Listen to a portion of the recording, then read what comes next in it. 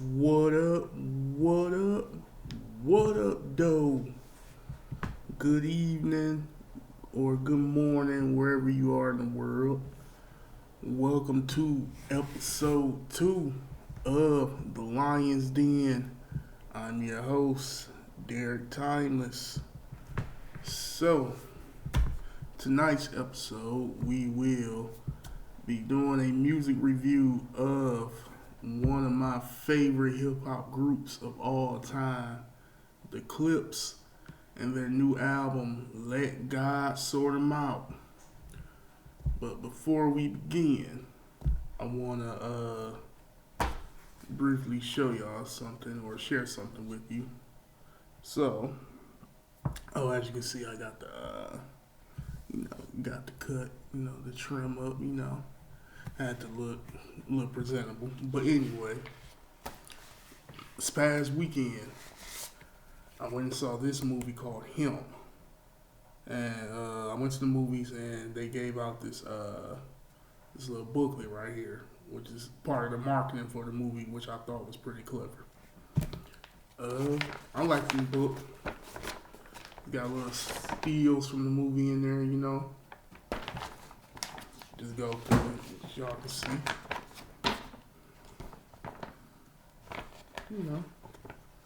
It's not bad. Go Marlon. He plays lead quarterback in the movie. And also it's him and the other actor. So it's kind of like they presented like a sports magazine. Shout out to Jordan Peele and his production company, Monkey Paw Productions. Jordan Peele, just so y'all can know, Jordan Peele did not write this movie. He just executive produced it under his production company, but he did not write this movie at all, and he didn't direct it. The guys who wrote it and directed, I think they worked with his production company. It also came with his poster. It's a double-sided poster. It's like, God bless the Saviors. I think it's pretty cool. I'm going to hang this up. Oh, and I know I said I was going to get the posters up, but I'm going to actually, this is going to be my last day filming right here at this spot. I'm going to film in another spot where I'm going to hang the posters up. But anyway, the movie Him, I'm going to give it a 5 out of 7 stars because I did not like the ending. The ending was very cheesy, very corny to me. But I say go see the movie Him, judge it for yourself. But I will say the beginning and the middle of the movie and most of the ending was fire. But that ending of the movie, nah. But anyway, Him, starring Marlon Wayans, and the guy, Tariq, I don't remember his last name, but he's also in the I Know What You Did Last Summer remake movie as well. He's in that movie as well, too. So he's put out 2 horror movies this year. The young man's on the road. But go see the movie Him. I think you'll enjoy it. But anyway, let's get into this review. So, Let God Sort 'Em Out. The Clipse. So if you don't know who the Clipse is, the Clipse are a rap duo from Virginia Beach, Virginia. They were discovered by Pharrell, legendary hip hop producer. He's part of the legendary hip hop production group, the Neptunes, with his production collaborator Chad Hugo. Pharrell and Chad formed the Hugos. Unfortunately, they split up, so the Neptunes is no more. So we'll never hear another legendary Neptunes beat ever again. But Pharrell produced the whole entire Let God Sort 'Em Out album. But anyway, the Clipse were discovered by Pharrell. They were originally signed. I should have fact check this, but I think I'm right, and y'all can fact check it yourself. They were originally signed to Elektra, and their first album didn't come out because the first single was received very poorly. But anyway, they ended up signing with Pharrell's label Star Trek Entertainment, which got them a deal with Arista Records, which was started and founded by Clive Davis, the legendary Clive Davis. You don't know who Clive Davis is? Put it to you like this: before Lucian Grange, it was Clive Davis, and then you can take that statement and run with it, but just Google Clive Davis, legendary music executive, found many iconic superstars. His resume is out of this world. But Clipse signed Arista through Star Trek. They put out their first album, Laura Willing, which went gold. They had a lot of hits on that first album. Their most famous hit, Grindin', is on there, along with Ma, I Don't Love Her, the song Goddamn, When the Last Time, the song Virginia. What else on that album? A lot of hits on there.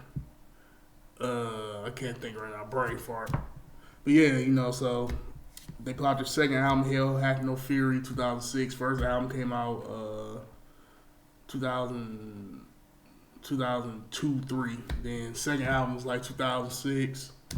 Then the third album came out 2009. Then the Clipse actually broke up because Malice. And Clipse was started by Pusha T and Malice. I forgot to mention that.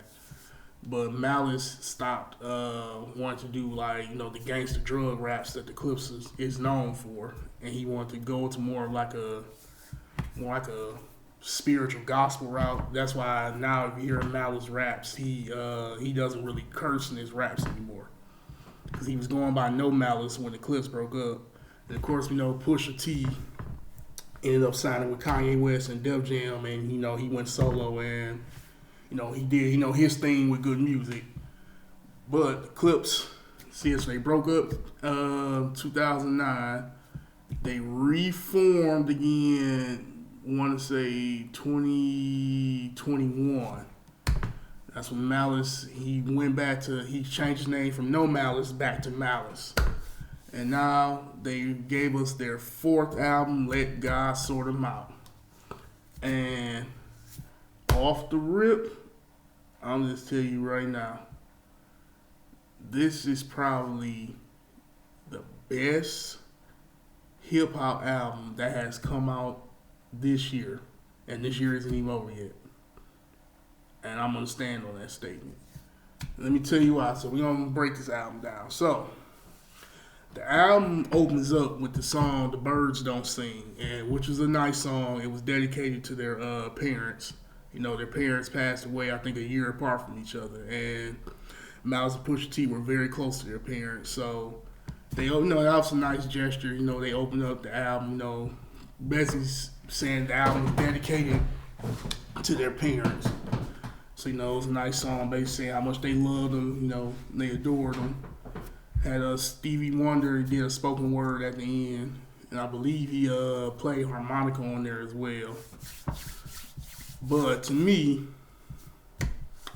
I don't think The Birds Don't Sing should have opened the album, only because the album was so personal, and I think we got personal songs like that, rededicating it to a parent that passed away or a sibling or whatever.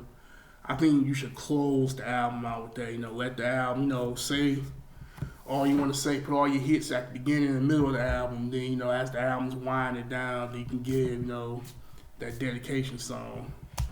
So to me, that would be my only one true critique I have of this album is, I would have not put The Birds Don't Sing as the opening track.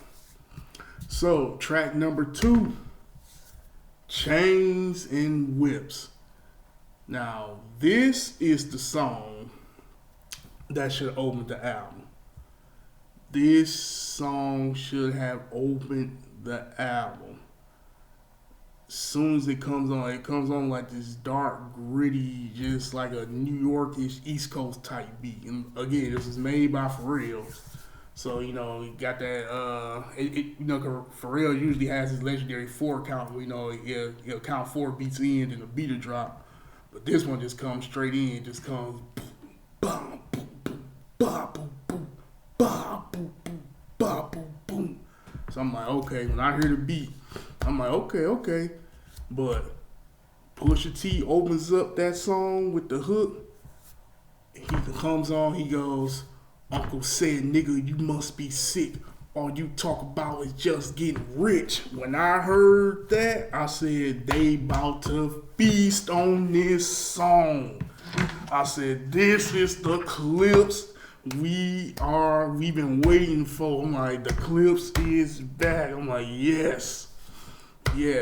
I knew they was about to feast. But the highlight of that song, the highlight verse of that song comes from none other than the man himself, Mr. Kung Fu Kenny, aka the Boogeyman. He just strangled a goat.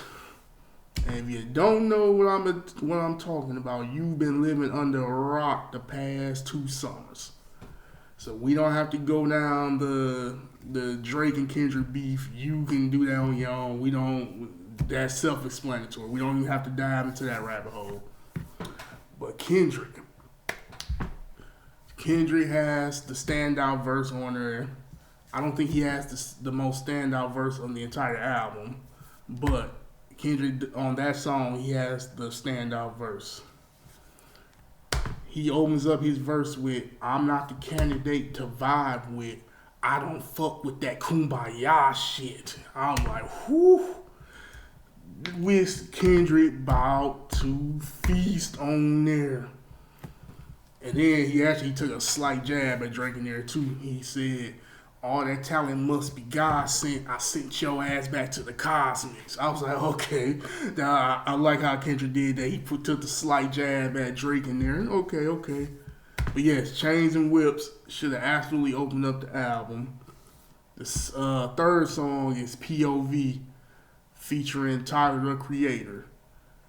To me, Tyler has the best verse as far as features of the entire album. Features they have on there, and they have Kendrick, Tyler the Creator, this guy named Stove God Cooks. I'm not too familiar with him. AB Lava, he's been rapping with them since the beginning of their career. Nas, who was my favorite rapper, he's a feature on there. Who else is featured on there? The Dream, R&B singer from Atlanta, he's on there. And Pharrell. So yeah, those are all the, and John Legend, he's on Birds Don't Sing.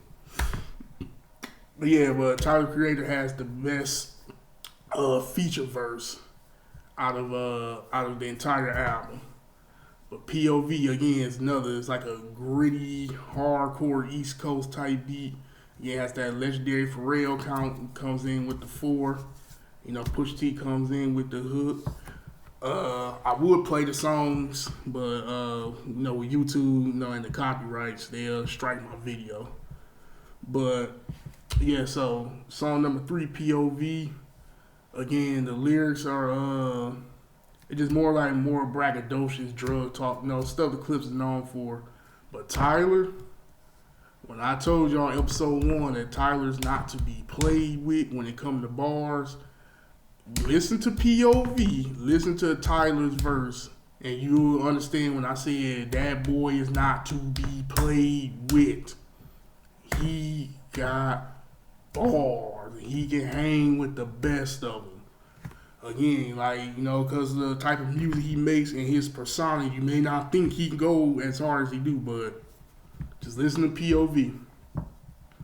Track 4, which is my favorite track on there, which is, to me, I know a lot of people like, a lot of the biggest standout track on there, a lot of people like the song So Far Ahead, which is track 11 on there. It's 13 tracks. But track 4, my favorite track on there is So Be It. When I tell you, when I first heard that beat, I said, for real, where have you been hiding this beat? I said, oh man, this, So Be It. Mm, I can write like a essay on that song. For one thing, they sample. I don't want to play the song. If I play the song, they might copyright strike it because I want y'all to hear the sample that they sampled. No, I'm not gonna play it, but I'm gonna bring up the name of the artist he sampled. Hold on, 1 second. I should have had this loaded up already.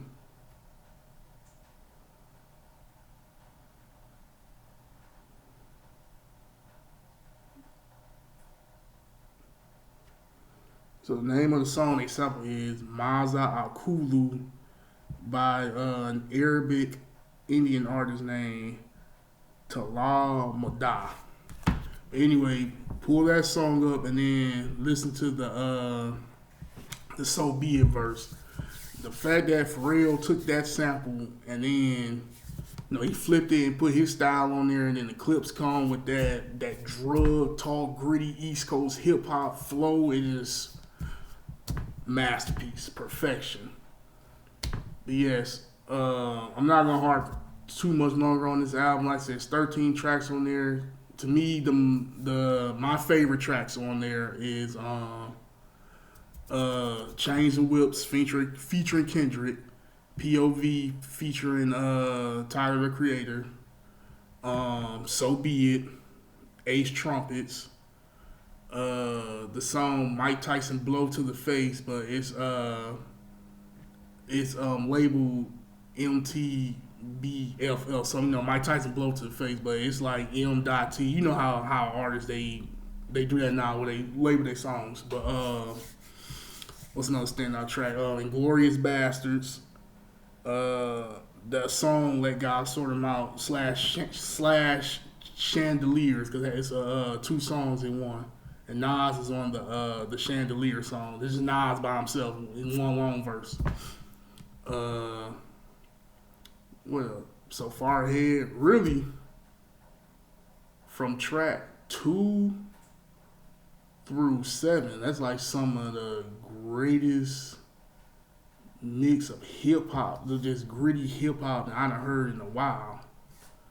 And again, the Clipse, they're not for everybody, but this album was necessary because we need that balance in hip hop. That's why Kendrick is necessary, because we need that balance in hip hop. Yeah, the sing song melodies, the catchy hook, strip club songs, the party songs. That's all fun and good. It's all fun and good. Here for a good time. But remember, hip hop started as, oh, I'm the best MC. I can out rap you. I can out rhyme you. So yes, you can have your party, your turn up rappers, your melody rappers. You can have your Drakes, your little Durks, your little Babies. You can have those. They can exist with the Kendrick Lamars, the Clipse, the Big Shots, the J. Cole's, the lyrical rappers. They can all coexist. They can even collab with each other. Because like I said, you have to balance.